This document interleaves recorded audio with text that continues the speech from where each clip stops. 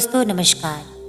कभी कभी जीवन में ऐसा भी समय आता है जब हमारे परिवार के लोग ही हमारे दुश्मन बन जाते हैं। ऐसा क्यों होता है?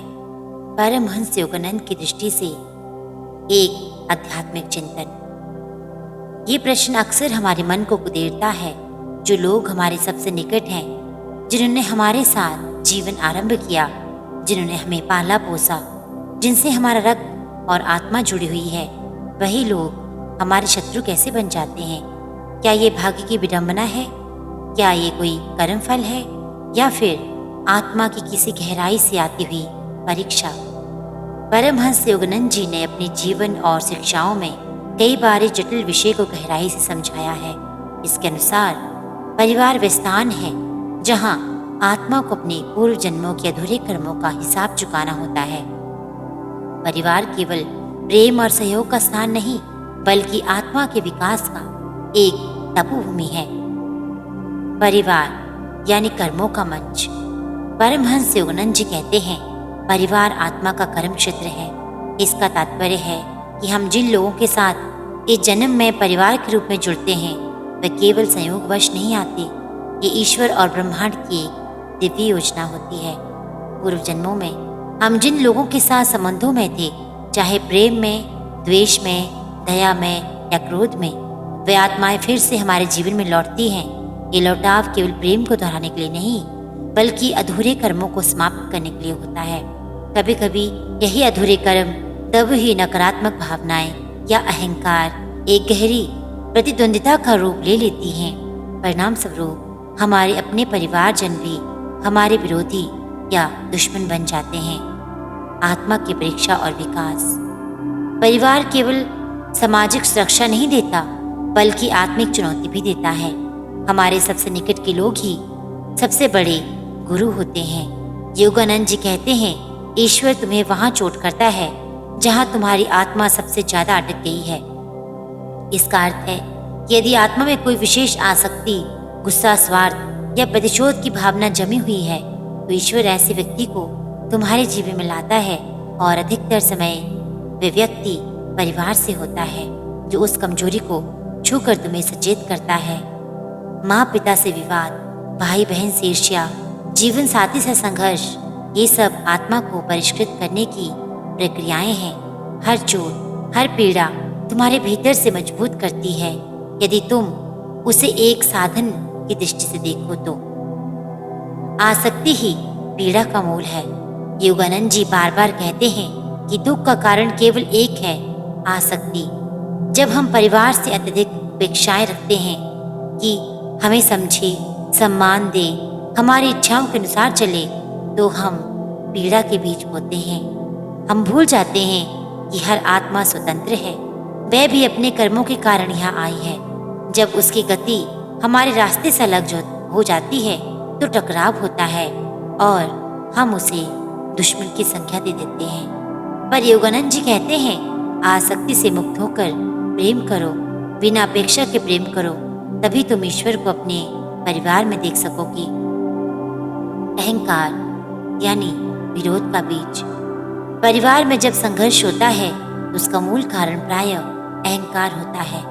कौन सही है, किसकी बात मानी जाए, किसका वर्चस्व हो, ये प्रश्न अहंकार के ही प्रतिबिंब है।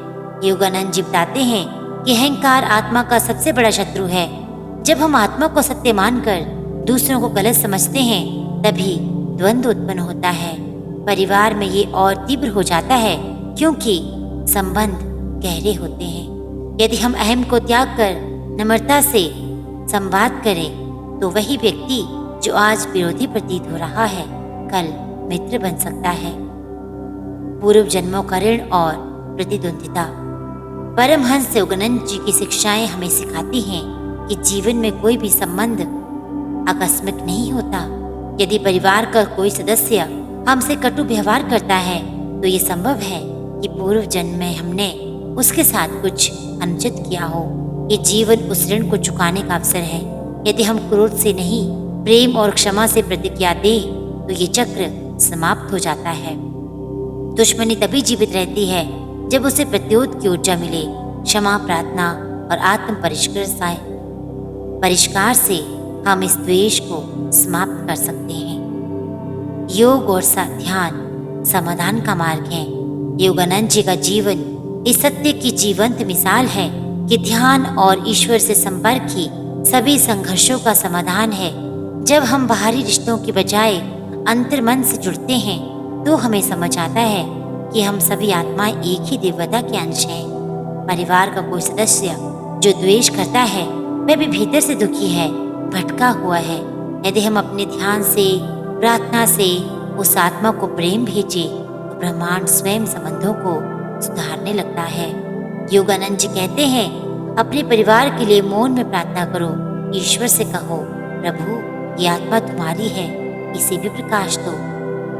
प्रेम ही अंतिम उत्तर है। परिवार की लड़ाइयों का कोई तर्कसंगत समाधान नहीं होता। हर कोई अपने अनुभवों और भावनाओं से चलता है। ऐसे में केवल प्रेम ही वह सेतु है जो टूटे रिश्तों को जोड़ सकता है। परमहंस योगानंद जी कहते हैं, प्रेम ही ईश्वर है। जब तुम बिना शर्त प्रेम करना सीख जाओगे तब तुम्हें कोई शत्रु नहीं दिखेगा। केवल परमात्मा के रूप में हर आत्मा दिखेगी।